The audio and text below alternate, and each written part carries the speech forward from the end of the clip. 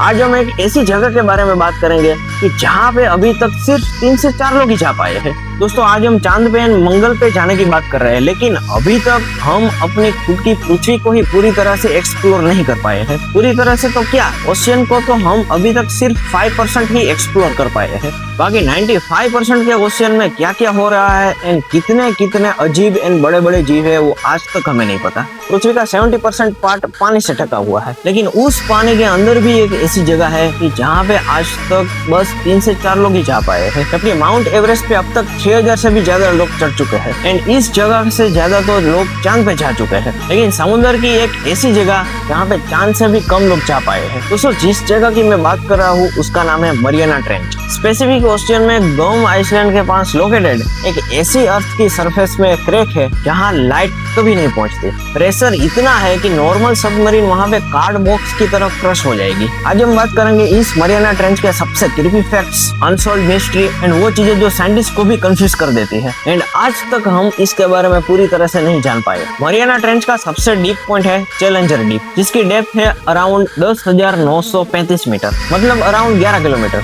अगर तुम mount Everest को उखाड़कर इस ट्रेंच के अंदर डाल दो तो भी 2 किलोमीटर की जगह बचेगी। ये जगह इतनी गहरी है कि अगर कोई चीज ऊपर से नीचे गिरे तो उसे नीचे पहुंचने में अराउंड 1 घंटा लग जाएगा। प्रेशर की बात करें तो चैलेंजर डीप पे प्रेशर होता है 8 टन पर स्क्वायर इंच, यानी अगर तुम्हारे पूरे बॉडी पे 50 जंबो जेट रख दिया या 1000 हाथी तब इतना प्रेशर बन पाएगा। सबसे पहले 1875 में ब्रिटिश शिप HMS चैलेंजर ने इस ट्रेंच को मेजर किया था, इसलिए इसका नाम पड़ गया चैलेंजर डीप। फिर आया 1960, दो लोग जैक्वेस पिकार्ड और डॉन वॉल्स एक सबमर्सिबल ट्विस्ट में बैठकर चैलेंजर डीप तक गए थे। उन्हें वहां नीचे पहुंचने में अराउंड 5 घंटे लगे थे। उसके बाद कोई वहां पे नेक्स्ट 52 साल तक नहीं गया। सीधा 2012 में फिल्म मेकर जेम्स कैमेरॉन, वही टाइटैनिक एंड अवतार वाले, दोनों डाइव करके अपनी सबमरीन से डीप सी चैलेंजर तक पहुंचे। अब आश्चर्य की बात यह है कि हमें मरियाना ट्रेंच से ज्यादा चांद की सरफेस के बारे में ज्यादा इंफॉर्मेशन है।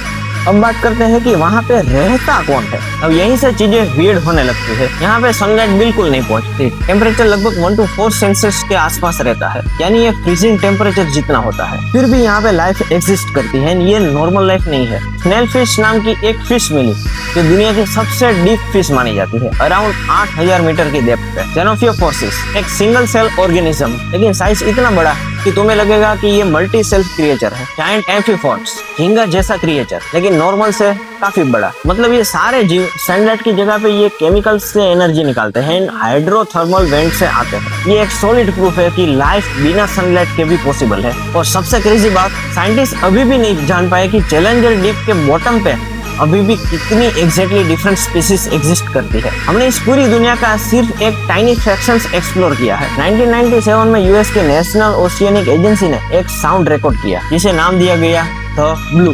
ये साउंड इतना लाउड था कि उसे हंड्रेड्स ऑफ किलोमीटर से दूर से भी सेंसर्स ने पिक कर लिया था। इसके ऊपर आपको काफी सारे यूट्यूब वीडियोस भी मिल जाएगा जिसमें ये लोग बताते हैं कि एक ऐसा क्रिएचर है जो ब्लू व्हेल से भी बड़ा है। लेकिन ये जो वॉइस थी वो एक बड़े से आइस ब्लॉक की क्रैक होने की आवाज थी। लेकिन अभी भी सभी लोग इस एक्सप्लेनेशन से कन्विंस्ड नहीं है। फिर है काइको, एक जापानिक रोबोटिक सबमरीन जो मरियाना ट्रेंच एक्सप्लोर करने के लिए भेजा गया था। 2003 में ये रोबोट समुद्र में ही खो गया और आज तक वो नहीं मिला। ऑफिशियली बोला गया कि केबल स्नैप हो गई थी, लेकिन कंस्पिरेसी लवर इससे अलग ही एंगल से देखते हैं, जैसे कि वहाँ पे बड़े बड़े क्रिएचर्स रहते हैं। एक और चीज जो जेन्युइनली डिस्टर्बिंग है, 2019 में एक्सप्लोरर विक्टर वेस्कोवो, जो मरियाना ट्रेंच के डीपेस्ट पॉइंट तक सोलो डाइव करने वाले अकेले पहले इंसान बने, उन्होंने नीचे क्या देखा? एक plastic bag and kind wafers. दुनिया के सबसे रिमोट, सबसे डीप जगह पे भी हमारा प्लास्टिक पहुंच चुका है, यानी जहाँ पे हम नहीं पहुंच पाए वहाँ पे हमारा प्लास्टिक पहुंच गया। ट्रेंच की लेंथ अराउंड 2550 किलोमीटर है, मतलब दिल्ली से चेन्नई जितनी डिस्टेंस, सिर्फ एक क्रैक के रूप में। अभी तक हम सिर्फ 5% से भी कम ओशियन फ्लोर्स को एक्सप्लोर कर पाए हैं, यानी हम अपने खुद के प्लेनेट के बारे में ही इतना नहीं जान पाते जितना हमें लगता है। तो अगली बार कोई ऐसा बोले कि हमने सब कुछ एक्सप्लोर कर लिया है तो उसे याद दिलाना कि हमारे ही प्लेनेट के नीचे एक ऐसी दुनिया है जिसे हमने आज तक देखा भी नहीं है। ऐसी ही जगह हमारे समुद्र के अंदर एक और है जिसका नाम है बरमुडा ट्रायंगल। तो इस वीडियो को देखना ना भूले। ऐसी ही amazing witch mystery and history video देखने के लिए लाइक, शेयर एंड सब्सक्राइब करना ना भूले।